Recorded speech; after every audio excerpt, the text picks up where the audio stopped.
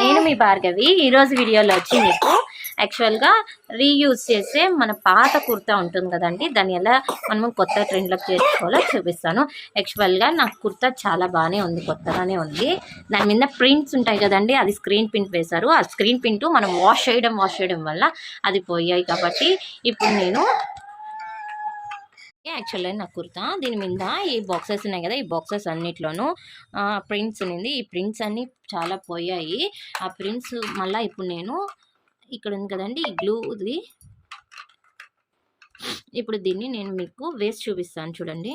నేను ఈ fabric glue కదండి, లోపల ఆల్రెడీ నేను ఈ స్లేట్ పెట్టుకున్నాను. ఇలాగా మీరు కూడా ఏదైనా పేపర్ కానీ ప్యాడ్ కానీ ఏదైనా పెట్టుకోండి, ఎందుకంటే ఇది అంటుకుంటుంది కాబట్టి మనము తర్వాత ఐరన్ చేయడానికి కష్టంగా ఉంటుంది. ఇప్పుడు చూడండి గ్లూ ఉంది కదండి, నేను ఫస్ట్ ఇలా ఒక డాట్ పెట్టుకుంటున్నాను. ఇప్పుడు మీకు ఫస్ట్ వైట్గానే ఉంటుంది, తర్వాత డ్రై అయిన తర్వాత ఇది వచ్చి సిల్వర్ కలర్లో కనిపిస్తుంది. దీని మీద సిల్వరే ఉందండి యాక్చువల్గా.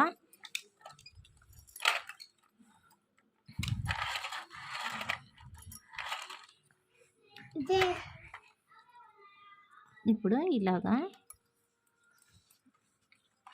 నేను ఒక ఫ్లవర్ మోడల్లో ఇలా గీసుకుంటున్నానండి.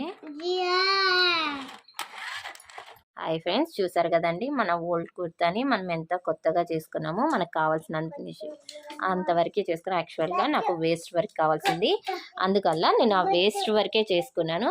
కావాలంటే మీరు మొత్తం కుర్తా అంతా కూడా చేసుకోవచ్చు. ఇప్పుడు చూడండి, ఇది డ్రై అయ్యాక మనకి బాగా కనిపిస్తుందండి. ఇలాగా పాత కుర్తాని కూడా మనం కొత్తగా కుర్తా చేసుకొని రీయూజ్ చేసుకోవచ్చండి.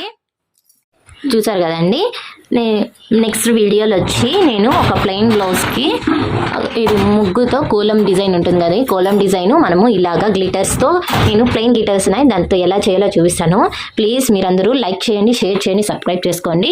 మీరు ఇలా చేసుకోవడం వల్ల కొత్త వీడియోస్ మీకు అందుతాయండి.